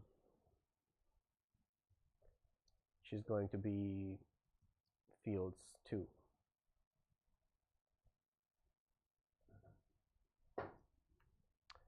And here we need to add also an end line. So this cout is giving is going to print things in this output console in a similar fashion as the serial line did.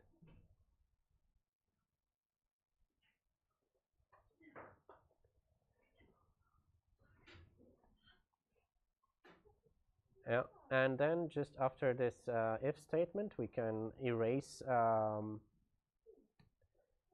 the characters that we just used.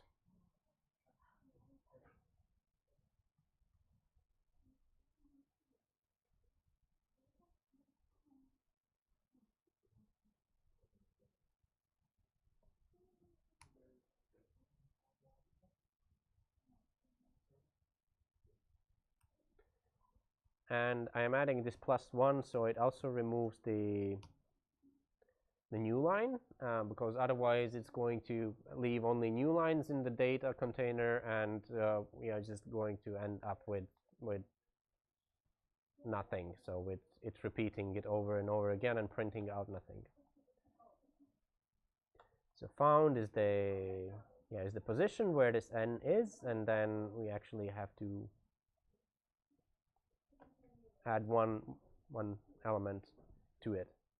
And then kind of to debug it, so we can use the draw function, so we can see how much data is actually left in the data container. So yeah, if it's kind of growing, then it means that this code that we wrote here is not all right. So in order to do that, we can use the OF draw bitmap string function in order to draw bitmap text on the screen. And you specify the data, or the string or the text that has to be written on the screen, then the x coordinate where it will be drawn from the top left corner of the window, and the y coordinate. I'm specifying this as 20 because when drawing text, so it puts the origin point of the text box on the bottom left side of the text box, and the text itself is 10 pixels high. So let's see whether this compiles.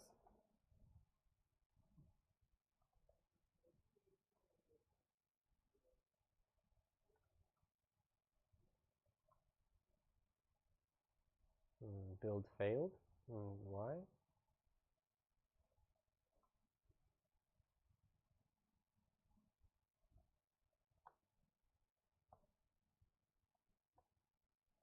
So here's a character.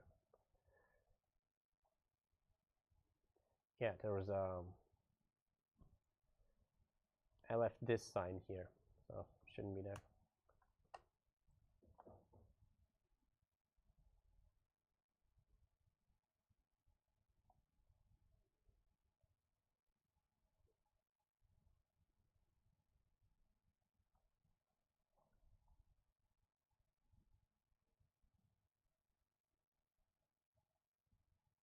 So yeah, so you see there's a flickering text up here. And here on the output console, we actually see the values that are coming in. Now, let's try to, so where's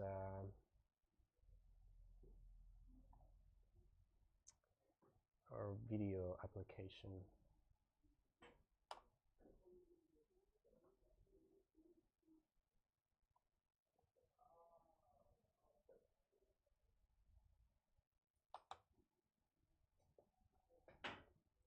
Ta-da!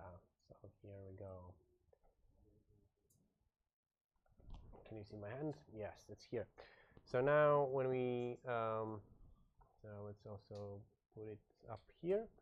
So when we move the joystick, we see that the values, we're receiving values on the Open Framework side.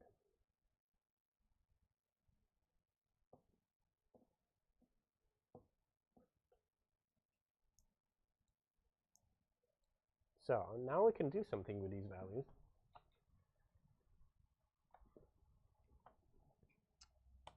so first of all, yeah, I'm going to switch back to so you can see the code a little bit more clearly here. So I'm going to go one more time over the code that we wrote. So as you see, we are including the interface, which is the OF app file. So this defines the functionality, so declares the functionality of our custom application. Then in the setup function, we are listing the serial devices, and here we are specifically choosing one by using address. That is the same that we can see in the Arduino IDE here. And then in the update function, we are always creating 2 new variables, so the bytes that come in. So we are reading 3 bytes at a time, and then one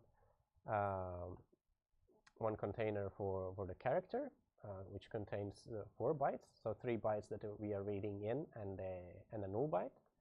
And then while there are bytes available on the serial line, in the serial buffer, we are first setting the byte containers, all bytes in the byte containers to 0. The same for the string container.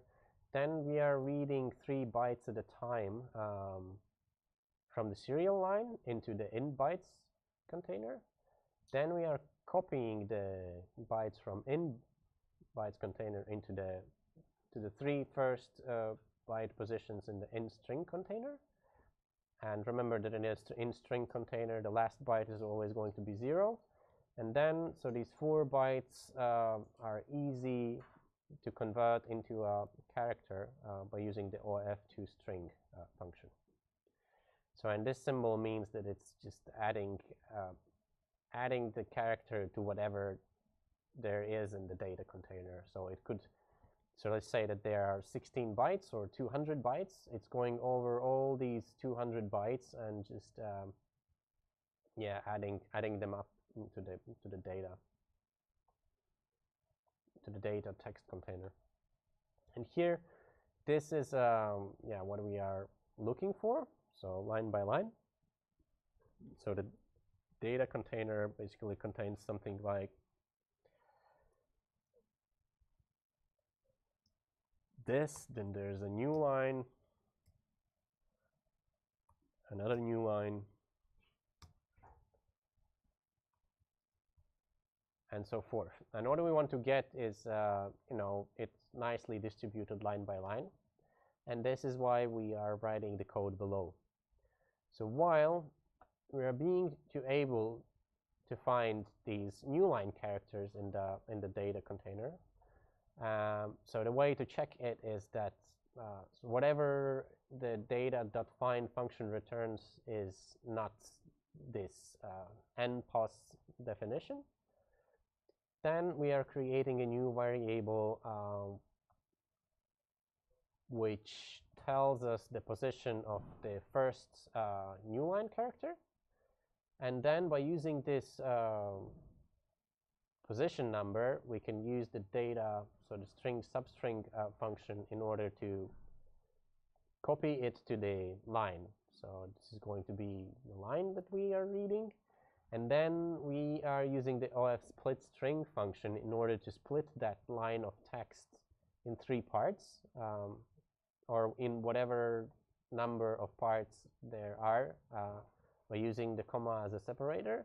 And if the number of the fields that we actually detect is 3, or here specifically larger or equal to 3, then we use the standard cout function in order to print the label and the value of the field.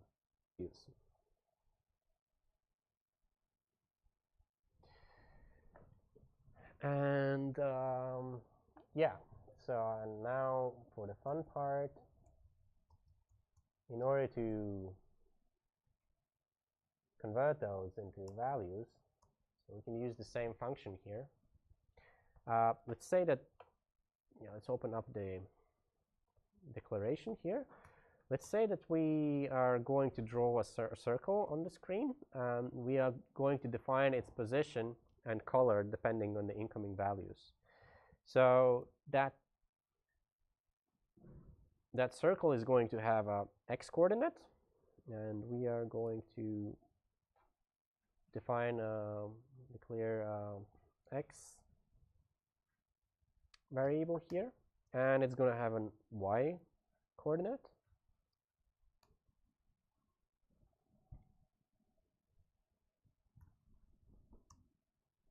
And it's going to have a button.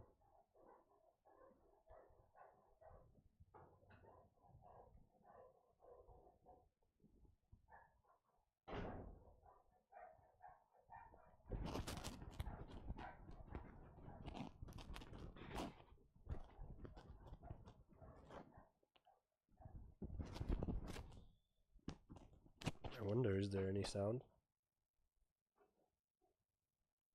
Or the sound? No, there should be sound. So yeah, the x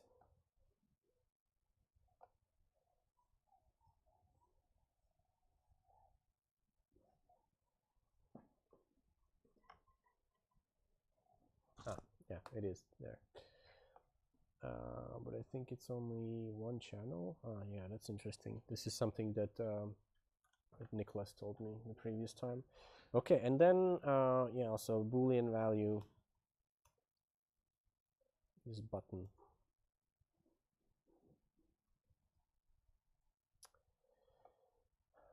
And yeah, so and at this point we are going to translate field 0 to the x value by using the of2 float function.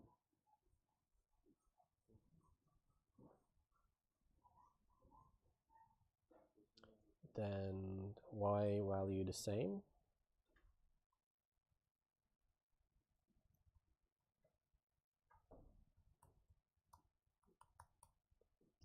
I wonder,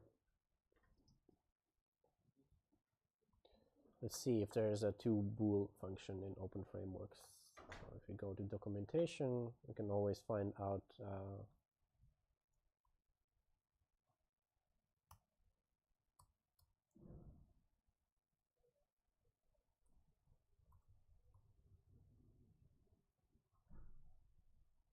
yeah, so there's also a toBoolean function.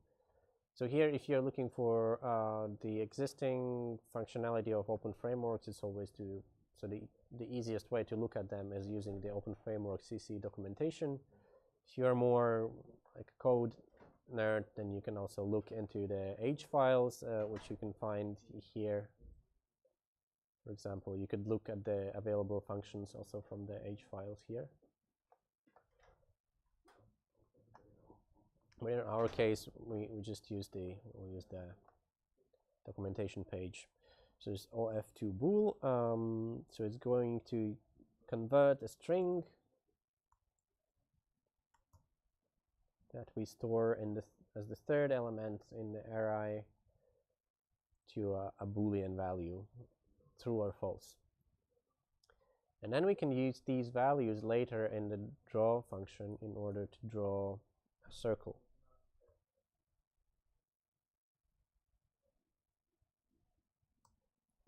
So x, y, and for the radius we can set 20. And let's see what happens.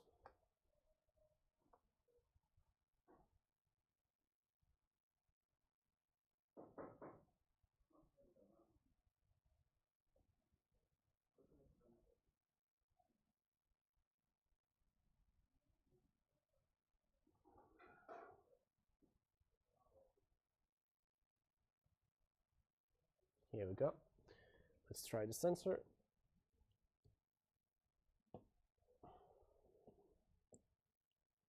It's not really drawing anything.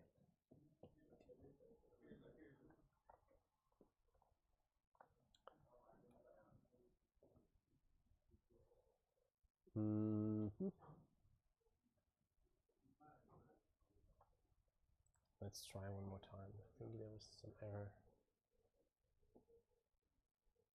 I think since the window is only 400 by 400, yeah, that's the case. So since it's 400 by 400, so the default value is somewhere outside of the screen. And this is why we don't see the circle. But now we try to adjust the values like this, and it works. But there is a way how to work around that. We can make these values relative. So let's close this. And before assigning them to the x and y, here we can actually divide them by the maximum, the amount of values that are possible.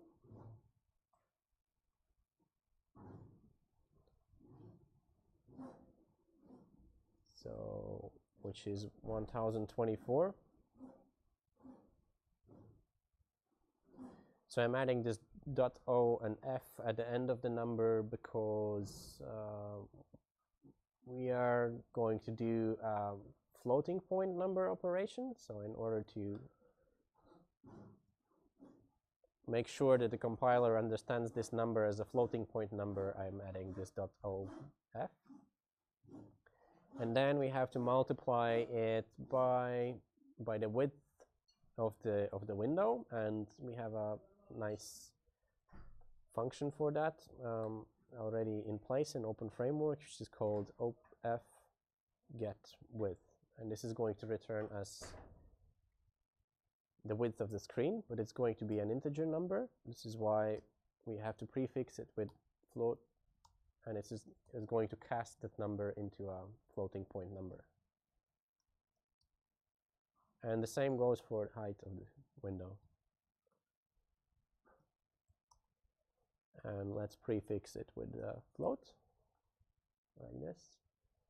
And let's see what happens now.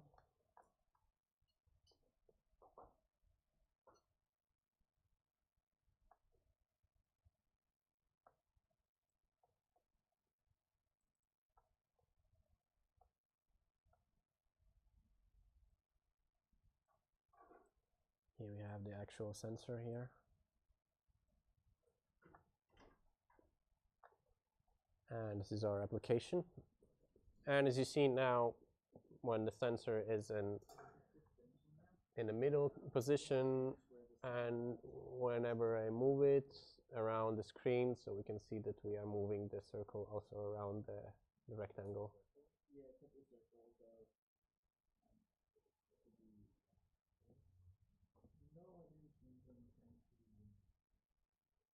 So we could do all kinds of animation and interpolation effects in between, but so this pretty much defines the basics of how it works. And one last thing is let's add the color. So before drawing the circle, let's set the color. So, and we are going to do this by using an if statement. So if button is true, so is pressed, or in our case, true is going to be then when it's released, then we are going to set the color to white. And this is done by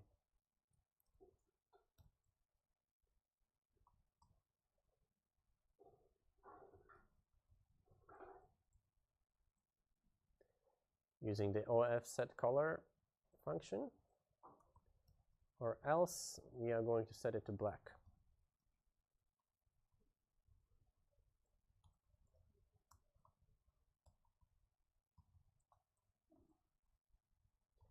And it's always smart to add these color set things in between OF push style and OF pop style block statements.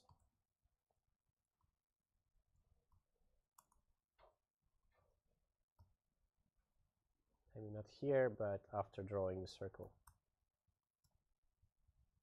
like this. So because the color that is set last is going to also be used for the next iteration of drawing the text, so this bitmap string. So we want it to use the default color, which is white. So this is why we are adding another layer of style, another scope of style, where we are drawing the circle, and if the button is pressed or not pressed, then we are setting the color to white, and if it's pressed, then we are setting to black, and then we are drawing the circle, and we are returning back to the default state. And let's run this. So camera.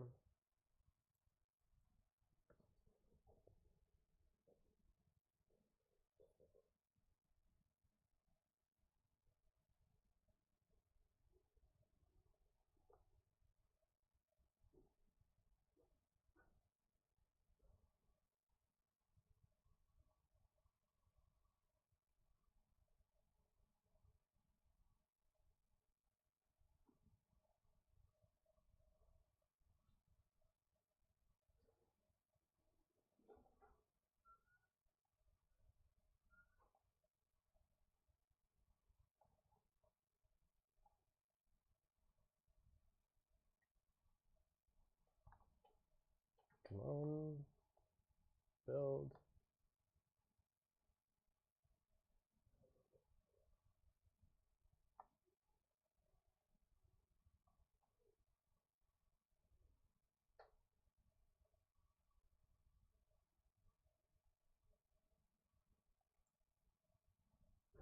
Okay, here we go. There's the application. Here's our controller. And yes, we press the button and it turns black.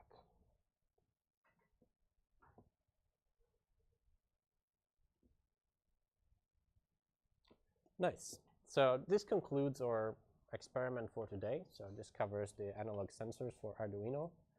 And so I'm going to put this code somewhere on GitHub or GitLab. So probably on the on the AutoFab Lab GitHub account. And I'm going to add the link also next to the video that is going to appear on this YouTube link, on this YouTube channel later. So yeah, thanks for watching, and see you next Thursday with Arduino and output. So how to control all kinds of motors and LEDs, maybe even pumps, things like that. Thank you very much, and goodbye.